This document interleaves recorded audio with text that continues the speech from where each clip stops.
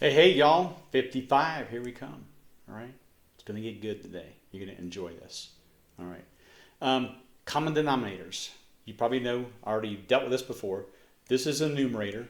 This is a denominator. Numerator, denominator.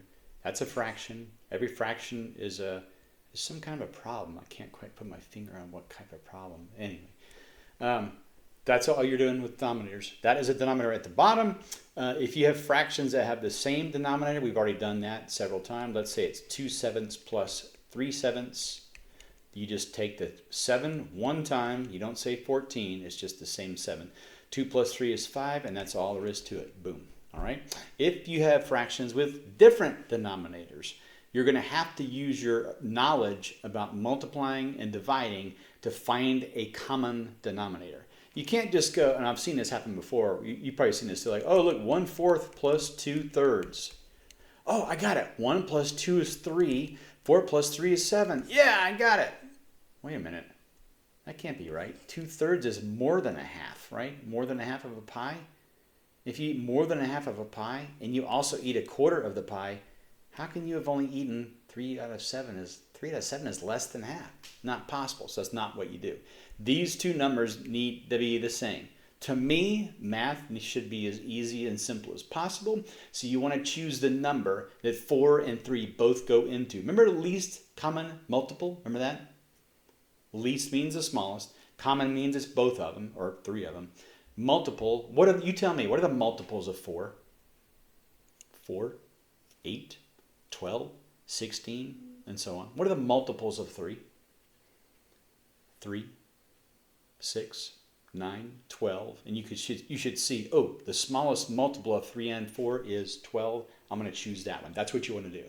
So when we come down to the point where we go, oh, I'm going to go 1/6 plus 3/8. Now, what you can do, and this is fine, if you look at 6 and 8, and they're not obviously not same denominators, you need to add those together. What you need to do is you need to find the least common multiple of 6 and 8. Now, sometimes they'll go, oh, just multiply the two denominators together. That'll give you an answer. It will. It'll work every single time. In other words, if you multiplied, in this case, 6 times 8 and got 48, that would work. Let's just do it. Okay? So this is the method. You can multiply both of those together. It's 48 here, 48 there. Okay? Now, this is 1/6 of a pie. But you cut every single one of those 6 parts of a pie into 8 pieces each. Okay? You're going to have to also cut, to make it even, 1 part out of 6, everything on top. In other words, cutting it in 8 pieces, kind of. So what you've done is you've taken the 6 and you've multiplied it by 8. That means you take the 1 and you multiply it by 8, and there's your 8/48. That's done for that one. This one over here, 3/8, you've taken the 8 and you've multiplied it by 6 to get 48, which means you're going to take this 3 and also multiply it by 6 as well. 8/48 plus 18/48 is 26/48. Now, if you look at that, you should notice, knowing your rules of divisibility, that 26 and 48 are both even numbers, right? So if they're both even numbers, they're both divisible by 2. So you can chop that down one more time. 26 divided by 2, 2 divided by 2 is 1, 6 divided by 2 is 3, 13. 48 divided by 2 is 24, and there we go. That's your final answer. Now, if you didn't like that too much, that means you're a normal human being, and you deserve to, eat gluten every once in a while when you've been a good person. Okay. This is a much easier way, and do it like if you say 1/6 plus 3/8. You should notice or know, because of your multiplication tables and your division tables, that 6 and 8 both go into a different number that is smaller than 48. And of course, we already know that number is, from looking at this, it's 24. You should go, wait, 6, 12, 8, oh yeah, 6 times 4 is 24. 8 times 3 is, oh, wait a minute, I should just choose 24, because that's the smallest number I have to mess with.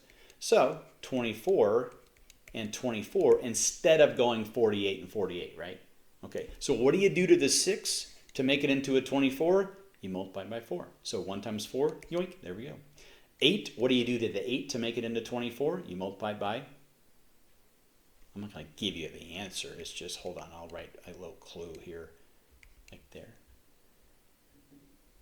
Yes, the answer is thrimp. No, it's 3. Okay.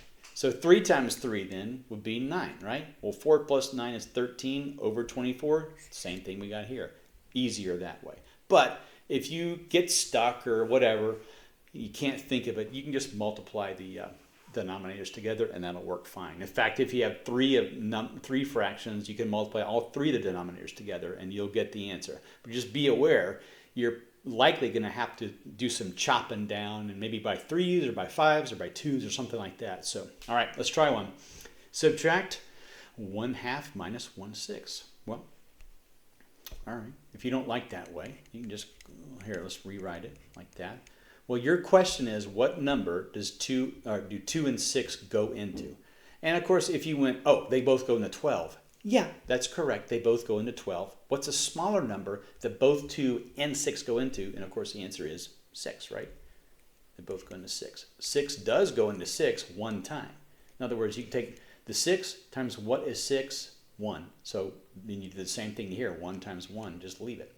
All right, this is going to be a 6 down here, which means you multiply the 2 by 3. 1 times 3, 3. 3 minus 1 is 2 over 6. And of course, you're going to want to reduce that fraction to 1/3. And there we go. That's all there is to it. Okay. All right. Try the practice set. That is the next thing. That's on page 295. Man, we're inching close to 300, aren't we? Wow. Okay. Go ahead. Let's try.